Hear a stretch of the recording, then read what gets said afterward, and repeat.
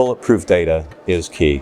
While firms have made strides towards data lakes and data warehousing, CrossCheck itself has evolved a tool set of ways to dramatically increase data integrity, as well as increase the usefulness of the data. At the end of the day, if you have data that is, say, 90% useful and enriched, you'll be able to use that data in some context. Take that bar up to 100%, and the data becomes infinitely more useful.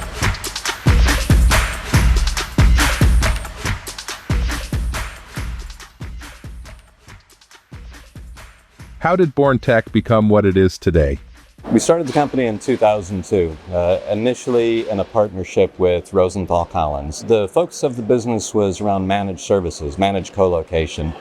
That was a very successful business for a long time. We were the first in the world to do managed services and managed co-location for trade execution. That business has matured over the years, and we found new fun things to do in the software space. So as of last year, we divested that company. What we do is we take complex problems and we craft elegant, easy to deploy solutions around those problems. 5 years ago, we launched CrossCheck, a software as a service platform. CrossCheck is a data-first platform. It is primarily focused around the data generated by the entire trade execution lifecycle. The evolving challenges and meaningful opportunities around that data are the focus of CrossCheck.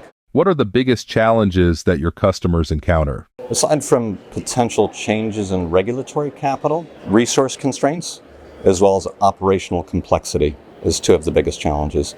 The complexity is largely driven by ever-increasing regulation, as well as the interconnectedness of markets and the proliferation of vendors around the entire trade life cycle. Whereas resource constraints are due somewhat to thin budgets, as well as the difficulties in attracting and retaining a skilled workforce. The way that the CrossCheck story evolves into this is as an agile platform with a very deep bench of futures experience within our firm. We can craft novel solutions quickly to a firm's problems, thus reducing the issues with resource constraints and allowing them to retain their high-value staff. You've written about the lessons learned from the big ransomware event of 2023. What are the key takeaways? 3 takeaways: data, agility, and communication. Data is absolutely core because we know in a future event, the data will stop flowing in some meaningful way. Agility, despite your best laid plans, this will have an impact that you did not anticipate. So working with platforms and systems that can shape data and send them to the areas that it needs to go, but you did not anticipate, will be crucial. Communication is critical because of the interconnectedness of vendors and your data.